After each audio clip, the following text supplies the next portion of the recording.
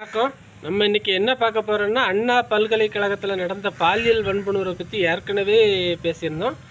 இன்றைக்கி அதை பற்றி தான் கொஞ்சம் எனக்கு தெரிஞ்ச ஒரு சில கருத்துக்களை உங்கள்கிட்ட பகிர்ந்துக்கிடலான்னு ஆசைப்படுறேன். முதல்ல இந்த பிரச்சனையில் நாம் மிக மிக நன்றி தெரிவிக்க வேண்டியது அந்த பாதிக்கப்பட்ட பெண்மணிக்கு தான். அந்த பாதிக்கப்பட்ட பெண்மணிக்கு என்னோடய முதற்க நன்றி. ஏன்னு பார்த்தீங்கன்னா, இந்த பெண்கள் இந்த பிரச்சனை பாலியல் பிரச்சனைக்கு சிக்கிறதுக்கு மிக முக்கியமான காரணமே பயம்தான்.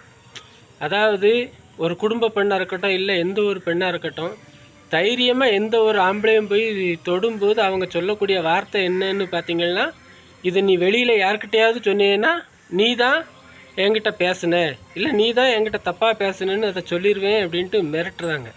அந்த மிரட்டலில் அந்த பெண்கள் பயந்து பின்னாடி பயப்படக்கூடிய ஒரு சூழ்நிலை உருவாயிருது. ஆனால் அந்த பயத்தை தூளாக சுக்கு நூறாக உடைச்செறிஞ்ச அந்த பெண்மணிக்கு என்னோடய பாராட்டுக்கள். ரெண்டாவது பார்த்திங்கன்னா, இப்போ அந்த யார் அந்த சார் அப்படிங்கிற ஒரு பிரச்சனை ஓடிக்கிட்டே இருக்குது.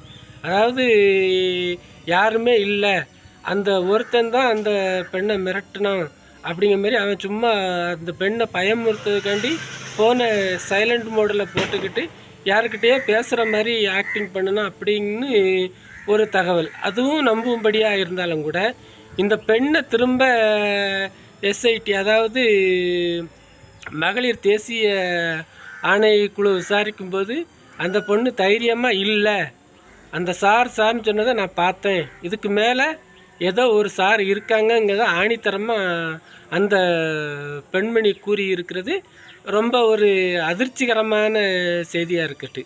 அந்த சார் யாருங்கிறது இருக்கட்டு, இந்த ஞானசேகரனை மாதிரி ஆட்கள் எப்படி வளர்ந்தாங்க அவங்கள பற்றி இப்போ பார்த்திங்கன்னா திகில், பயங்கரம், இரவில் கொள்ளைக்காரன் பகலில் அரசியல்வாதி அப்படின்னு பல விதமான ஒரு தகவல்லாம் வெளி வந்துக்கிட்டே இருக்குது. இதில் என்னை பொறுத்த வரைக்கும் அந்த சார் யாருன்னு யோசித்து பார்த்தா பொதுமக்களாகிய நாம தாங்கிறது என்னோட கருத்து. ஏன்னு பார்த்தீங்கன்னா, ராத்திரி கொள்ளைக்காரனாக இருக்கிற அந்த ஞானசேகரன் பகலில் அரசியல்வாதியாக மாறி இலவசமாக ஏதாவது பொருட்களை கொடுத்து அதை வாங்கிறதுக்கு முண்டி அடிச்சுக்கிட்டு நிற்கிற மக்கள் கூட்டமாகிய நாம தான் சாருங்கிறத நாம் உணர்ந்துக்கணும். இந்த ஞானசேகரங்கிற வெறும் அம்பு மட்டும்தான். அதை எய்த வில்லுங்கிறது யாருன்னு கேட்டிங்களா, கடைசி வர விடை தெரியாமலே போயிடும். அதுதான் உண்மை. இப்போ அந்த பெண் உறுதிப்பட இல்லை, இதுக்கு பின்னாடி யாரோ ஒரு சார் இருக்காங்க அப்படின்னு சொன்ன உடனே அந்த பிரச்சனையை அப்படி திசை திருப்பி திருப்பூரில் இவனோட நண்பன் யாரோ இருக்காங்க, அவனை கைது பண்ண போலீஸ் தீவிரம் அப்படிங்கிற மாதிரி பிரச்சனை போகுது. அது கூட என்னை பொறுத்த வரைக்கும் ஒரு திசை திருப்புத நாடகமாக தான் நான் பார்க்குறேன். ஏன்னா தன்னோட ஃப்ரெண்டுக்கிட்டே யாருக்கிட்டே ஒரு சக உரிமையாக பேசும்போது எடா மச்சி, எடா எங்கே இருக்க எங்கே அப்படி தான் பேசுவாங்களே தவிர சார்னு மரியாதையாக எந்த ஒரு நண்பனும் என்னோட சரித்திரத்தில் கூப்பிட்டு நான் பார்த்ததே கிடையாது. இதிலருந்தே பார்த்திங்கன்னா அந்த சாருங்கிறது யாருங்கிறது நாம் எல்லாருக்கும் மனசுக்குள்ளே விளங்கும். வெறும் அம்பை போல தான் இந்த ஞானசேகரன். அவனை கை காலில் உடச்சி அப்படி ஸ்ட்ரெச்சரில் வச்சு பார்த்தோன்னே அது மட்டும் உண்மையான தண்டனை அப்படின்னு நாம் நினச்சிட முடியாது. அதுக்கு பின்னாடி இருக்க வில்லு யார் அப்படின்னா கண்டிப்பாக விடை தெரியாது.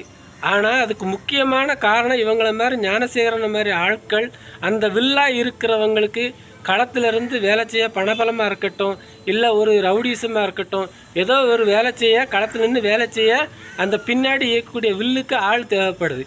அப்போ அவங்க என்ன பண்ணாங்கன்னா, இவங்க பண்ணக்கூடிய தவறுகள் எந்த ஒரு தவறுகளையும் அவங்க கண்டிக்காமல் வளர்த்து விடுதாங்க. அப்படி வளர்த்து விடுறதை நாம் யோசித்து பார்க்கும்போது இந்த ஞானசேகரனை மாதிரி ஆட்கள் அம்பாக இருந்தாலும் பின்னாடி இருக்கிற வில்லு இந்த ஒரு ஞானசேகரன் வேணால் இப்போதைக்கு நமக்கு அடையாளம் தெரிஞ்சிருக்கலாம். ஆனால் அந்த பின்னாடி இயக்குகிற வில் இந்த ஒரே ஞானசேகரன் மாதிரி ஒரு 1000 ஞானசேகரன்களை உருவாக்க அந்த வில்லால் முடியுங்கிறது என்னோட கருத்து. முதல்ல நாம் திருந்த வேண்டியது நாம தாங்கிறது என்னோட தனிப்பட்ட கருத்து. மக்கள் நாமளே திருத்திக்கிட்டு என்றைக்கு இலவசங்கிற ஒரு அடிமைத்தனத்துலேருந்து வெளியே வர்றாங்களோ அப்போ தான் நாம் ஒரு சரியான பாதைக்கு செல்ல முடியுங்க என்னோட கருத்து. நன்றி, வணக்கம்.